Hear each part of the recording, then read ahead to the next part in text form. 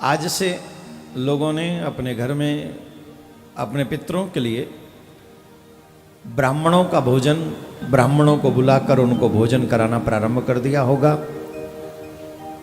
जो यहाँ पंडाल में बैठे हैं वो तो अभी सुन लेंगे, बाद में हमारे कर्मठ जो सोशल मीडिया के पदाधिकारीगण हैं, जिनके संरक्षण में बहुत बड़ी टीम काम करती है, यहाँ से लेके वहाँ तक जिनके इशारों से काम होता है, ऐसे कार्यकर्ता अब तक थोड़े विलंब से पहुँचाएंगे। शायद आज होगा, आज बताएंगे तो कल तक पहुँचेगा, तो जब आपको कब देखने को मिलेगा। पर आज अभी सीख लेंगे, जो यहाँ पंडाल में बैठे उन्हें तो अभी मिल जाएगा सुनने को, समझने को। जब भी किसी ब्राह्मण देवता को भोजन कराएं तो एक हाथ से भोजन नहीं लाना चाहिए, दोनों हाथों से वो भोजन लाना चाहिए। ब्राह्मण देवता का मुख दक्षिण दिशा में होना चाहिए। कुश के आसन पर बैठे हों तो और भी अच्छा है, तिल हों उस आसन पर तो और अच्छा है। भोजन परोसने वाला व्यक्ति एक हाथ से भोजन न लाए, दोनों हाथों से वो भोजन की थाली को लेकर आए। लोहे के पात्रों में भोजन नहीं कराना चाहिए, मिट्टी के पात्रों में भोजन नहीं कराना चाहिए। जो चाइनीज़ प्लेट्स होती हैं उनमें भोजन नहीं कराना चाहिए। इनसे जो भोजन कराता है उस व्यक्ति के द्वारा किया हुआ श्राद्ध पितृ स्वीकार नहीं करते हैं। इन चीज़ों का ध्यान रखें। जहाँ पर ब्राह्मण देव को भोजन कराएं, या तो गाय के गोबर से वो स्थान लिपा हो, अगर ऐसा ना हो तो गंगा जल उस स्थान पर अवश्य छिड़कें। गंगा जल तो सभी के घरों में उपलब्ध है, तो गंगा जल, वैसे तो रसोई में भी पूरे घर में गंगा जल उस दिन छिड़कना चाहिए, पवित्र रखना चाहिए। जिस दिन श्राद्ध पक्ष हो, किसी का भी श्राद्ध हो। कहते हैं जो मनुष्य मिट्टी के बर्तनों में ब्राह्मण को भोजन कराता है श्राद्ध वाले दिन, वो ब्राह्मण भी नरक में जाता है और भोजन कराने वाला भी नरक में जाता है। मिट्टी के मतलब सकोरा बकोरा जो हो गए, उसमें भी नहीं कराना चाहिए।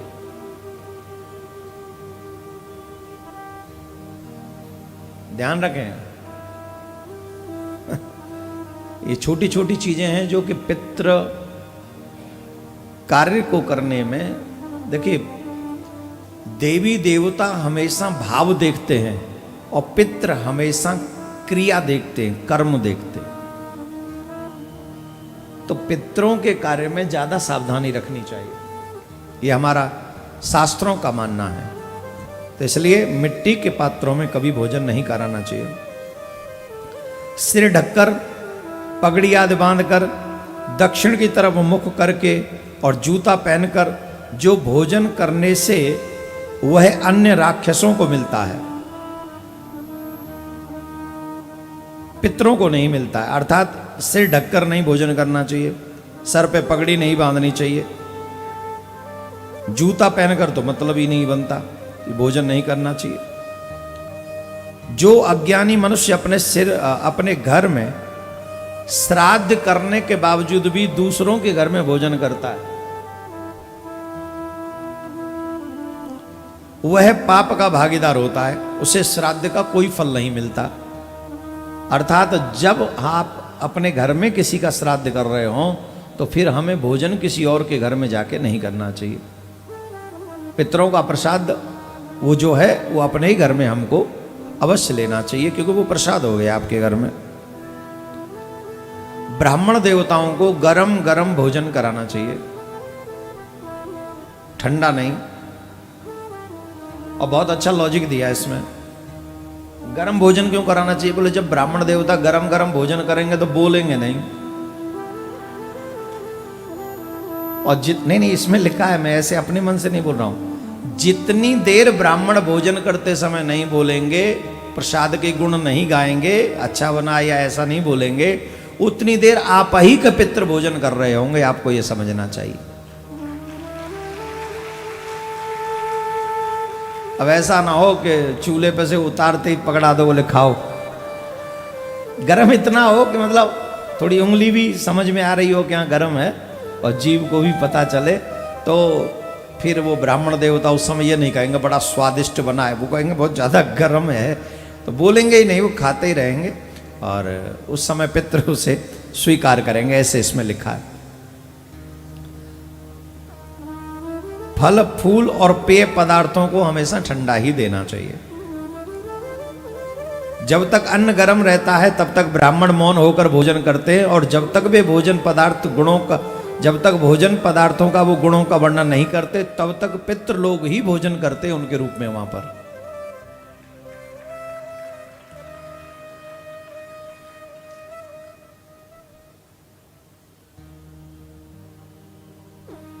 वस्त्र के बिना कोई क्रिया, यज्ञ, वेद अध्ययन और तपस्या नहीं होती। अतः श्राद्ध काल में वस्त्र दान विशेष रूप से करना चाहिए। जो रेशमी, सूती और बिना कटा हुआ वस्त्र श्राद्ध में देता है वह उत्तम भोगों को प्राप्त कर लेता है। श्राद्ध में रेशम, सन अथवा कपास का नया सूत देना चाहिए। ऊन या पाट का सूत वर्जित है। विद्वान पुरुष जिसमें कोर न हो ऐसा वस्त्र फटा न होने पर भी श्राद्ध में न दें, क्योंकि उसमें पितरों को तृप्ति नहीं होती। विद्वान पुरुष जिसमें कोर न हो, कोर जरूर होनी चाहिए। स्त्री, ध्यान से सुने माता बहन, आजकल तो यही होता है, मोस्टली यही होता है, प्रत्येक घर में मोस्टली यही होता है। पुरुष लोग तो चले जाते हैं वहां नोट कमाने, पीछे से देवियां ही करती हैं श्राद्ध, है ना। अब सुनो, स्त्री श्राद्ध के उच्चिष्ट पात्रों को न उठाए। ज्ञानहीन तथा व्रत रहित पुरुष भी न उठाए। स्वयं पुत्र ही आकर पिता के श्राद्ध में उच्चिष्ट पात्र को उठाना चाहिए। श्राद्ध अगर हो रहा हो तो बेटे को ही वो झूठे पात्र उठाने चाहिए, बहू को नहीं। बेटा न हो तो नाती उठाए। अब यहां पर एक और चीज बता दी गई है, पुत्र और पौत्र न हो उस स्थिति में बहू का अधिकार है फिर। लेकिन पहली क्रिया इन्हीं को, अब ऐसा ना हो कि होते हुए भी कहते वो तो मरे ही समझ ले, तू ही कर ले, ऐसा नहीं करना चाहिए। इससे पितृ रुष्ट होते हैं, क्योंकि तुम्हारा स्वभाव जानते हैं कि तुम करना नहीं चाहते, तुम आलसी हो। बहू बेटियों को करने में कोई ऐतराज नहीं, अधिकांश पितरों का कार्य माता बहन ही करती हैं, हमने ये देखा है।